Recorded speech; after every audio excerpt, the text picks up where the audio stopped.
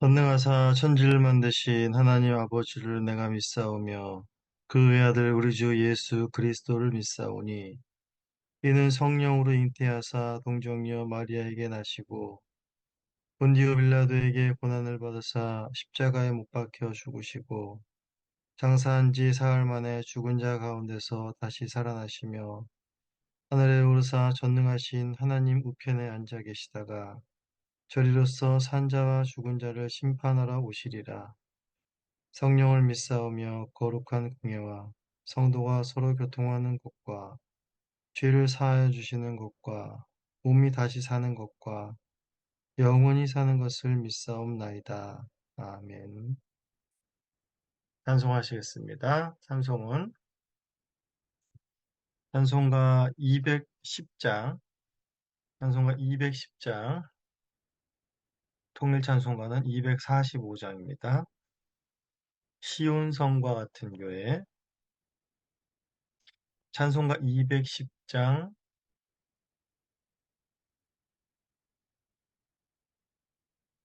1절과 2절을 찬송하시겠습니다. 210장 1절 2절 찬송합니다. 시온성과 같은 교회 그의 영광은 없다. 허락하신 말씀대로 주가 진히 세웠다. 반석 위에 세운 교회 흔들장을 누구랴 모든 원수의 워싸도 아무 근심 없도다. 생명샘이 솟아나와 모든 성도 마시니 언제든지 흘러넘쳐 부족함이 없도다. 이런 물이 흘러가니 목마를 차 누구랴. 주의 은혜 풍족하여 넘치고 또 넘친다.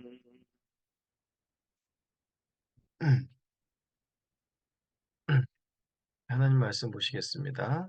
하나님 말씀은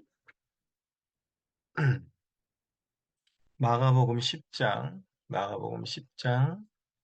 1절에서 12절까지 말씀입니다. 마가복음 10장 1절에서 12절의 말씀 공독하겠습니다. 예수께서 거기서 떠나 유대 지경과 요단강 건너편으로 가시니 무리가 다시 모여들거늘 예수께서 다시 전례대로 가르치시더니 바리새인들이 예수께 나와 그를 시험하여 묻되 사람이 아내를 버리는 것이 옳으니까 대답하여 이르되 모세가 어떻게 너희에게 명하였느냐 이르되 모세는 이혼 증서를 써주어 버리기를 허락하였나이다. 예수께서 그들에게 이르시되 너희 마음이 완악함으로 말미암아 이 명령을 기록하였거니와 창조 때로부터 사람을 남자와 여자로 지으셨으니 이러므로 사람이 그 부모를 떠나서 그 둘이 한 몸이 될지니라. 이러한즉 이제 둘이 아니요 한 몸이니 그러므로 하나님이 짝지어 주신 것을 사람이 나누지 못할지니라 하시더라. 집에서 제자들이 다시 이 일을 물으니 이르시되 누구든지 그 아내를 버리고 다른 데에 장가드는 자는 본처에게 간음을 행하며 또 아내가 남편을 버리고 다른 데로 시집가면 간음을 행함이니라. 하나님의 말씀입니다. 하나님께 감사합니다. 네, 오늘의 본문은 이제 이혼에 관한 논쟁을 다루고 있습니다. 자, 먼저 예수님께서는 이제 갈릴리에서의 사역을 모두 마치시고 유대 지경과 요단강 건너편으로 가셨습니다. 유대 지경으로 오셨다는 것은 이제 두 번째 순환 예고를 통해서도 밝히신 바처럼 예수님의 죽음이 가까웠다라는 것을 말해주고 있는 것입니다. 갈릴리를 떠나서 예수님께서 도착하신 곳은 요단강 건너편으로 베레아 지역이었습니다. 어디를 가나 사람들은 예수님이 계신 곳에 몰려들었고 이 지역에서도 마찬가지로 예수님은 전례대로 모여든 사람들에게 가르치시는 사역을 변함없이 하셨습니다. 그런데 여기서 바리새인들이 예수님을 시험하려는 의도로 예수님께 다가와 예수님께 질문을 던집니다. 그 질문은 바로 사람이 아내를 버리는 것이 옳으니까? 라는 질문이었습니다. 즉, 이혼에 관한 문제를 예수님께 물은 것이지요. 이혼에 관한 것은 예수님을 공경에 빠뜨릴 수 있는 아주 중대한 이슈였습니다. 어째서 그런가? 첫째로, 바로 예수님을 정치적인 공경에 빠뜨릴 수 있는 문제가 바로 이 이혼에 관한 문제였습니다. 왜냐하면 예수님께 도착하신 베레아 지경은 바로 분봉왕 헤롯 안디바가 다스리던 구역이었습니다. 이 헤롯은 우리가 잘 알고 있는 6장에서 나온 바로 자신의 동생 빌립의 아내인 헤로디아와 결혼한 사람이 바로 이 헤롯 안디바입니다.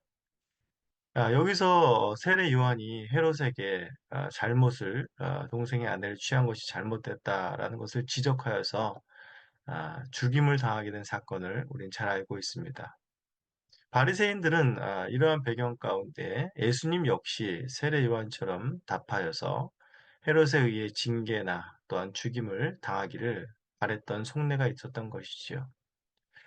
또한 이들은 율법에 능통한 자로서 이혼에 대한 신명기의 말씀을 근거로 예수님을 시험한 것입니다. 바로 신명기 24장 1절에서 4절을 근거로 예수님께 질문을 던진 것이지요. 이 질문을 한 바리새인들은 모세를 통해서 하나님께서 이혼을 합법화했음을 주장한 것이고 예수님은 이에 동조하지 않을 것이라 생각했던 것이겠지요.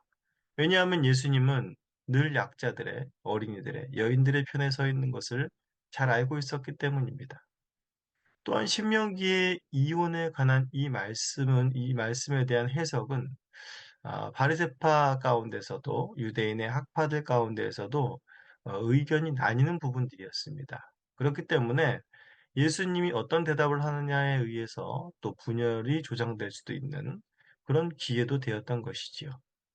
즉, 바리새인들은 철저하게 예수님을 시험하여 넘어뜨리려는 계획으로 이 질문을 한 것임을 알 수가 있습니다. 바리새인들의 이런 속내를 아시는 주님은 바로 이렇게 묻습니다. 모세는 너희에게 어떻게 명하라고 했더냐라고 반문을 하시죠. 당연히 이들은 당당하게 이혼 증서를 써주어 버리는 것을 허락하였다라고 말합니다. 이들은 모세의 율법에 근거하여서 이혼을 합리화하고 정당화하고 있었던 것이지요. 이제 예수님은 하나님의 말씀에 본의를 가르치시며 이들의 완악함을 질책하십니다. 먼저 이혼 증서를 써준 것은 예수님께서는 너희들의 마음이 완악함 때문이다라고 말하고 있습니다. 예수님께서는 구약 5세 시대의 이스라엘 백성들이나 너희나 지금 동일하게 완악한 마음을 가지고 있음을 지적하고 계십니다.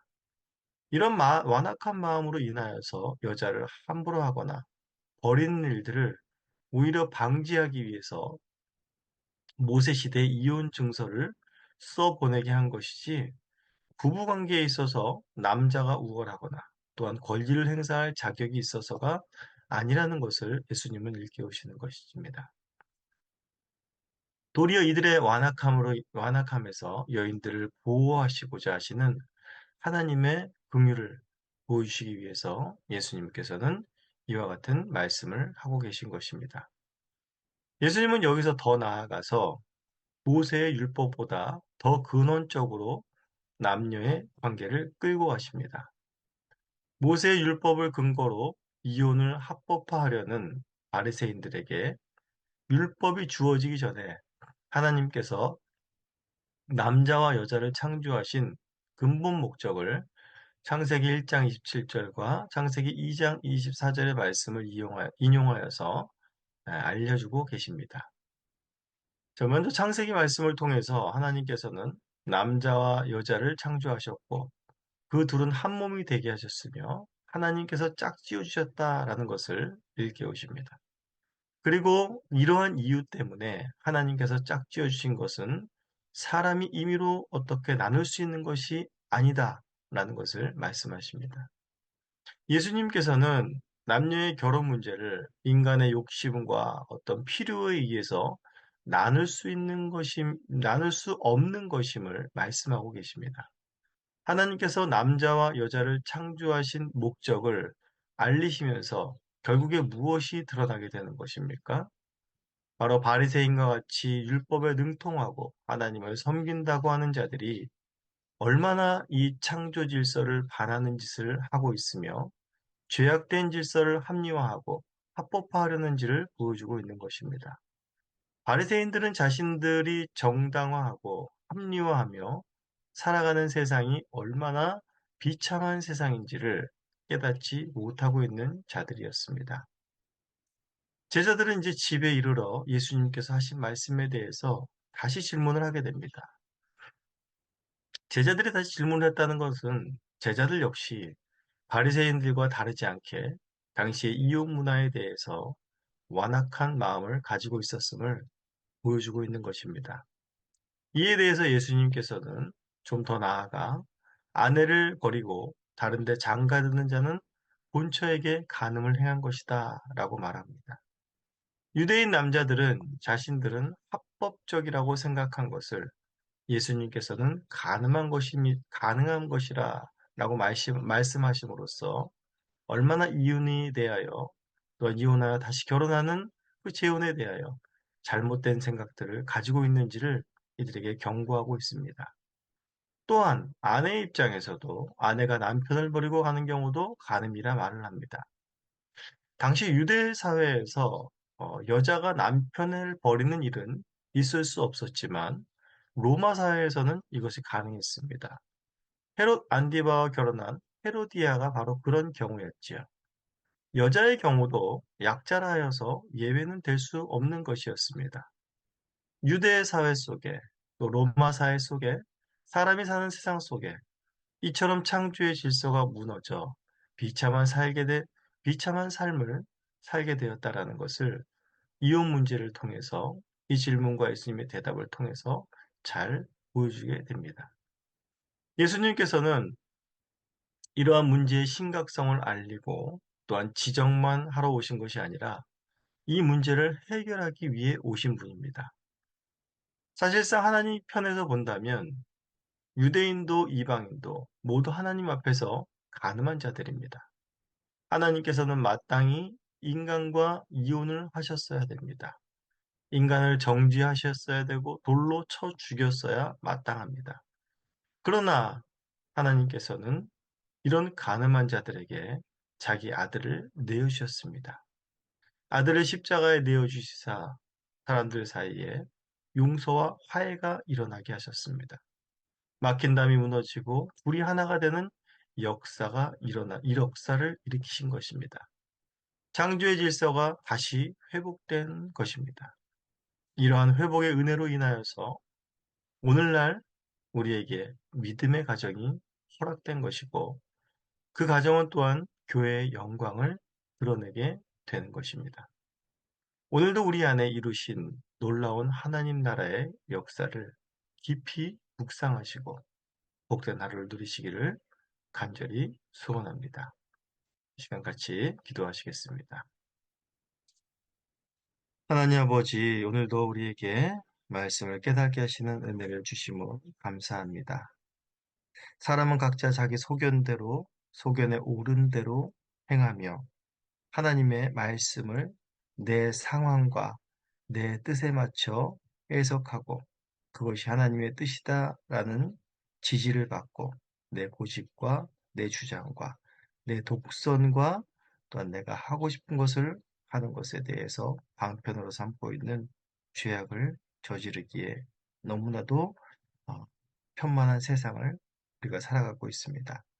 믿는 우리의 성도들도 그러한 완악한 모습이 없는지를 다시 한번 이 아침에 생각하게 하시고 우리의 마음이 완악하지 않게 하시고 이미 우리 믿는 자들의 가정 가운데, 교회 가운데 창조의 질서를 회복하신 그 주님의 뜻에 따라서 은혜를 잊지 않고 또 오늘도 주님께서 하나 되게 하신 것을 힘써 지킬 수 있는 우리의 삶이 되게 하여 주시옵소서. 감사합니다. 예수님의 이름으로 기도합니다. 주님께서 가르쳐 주신 기도로 기도를 마치겠습니다. 하늘에 계신 우리 아버지여, 이름이 거룩히 여김을 받으시오며, 나라가 임하시오며, 뜻이 하늘에서 이루어진 것 같이 땅에서도 이루어지이다.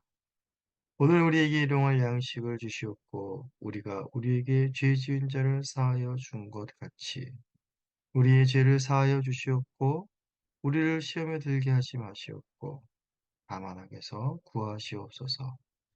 나라와 권세와 영광이 아버지께 영원히 있사옵나이다. 아멘.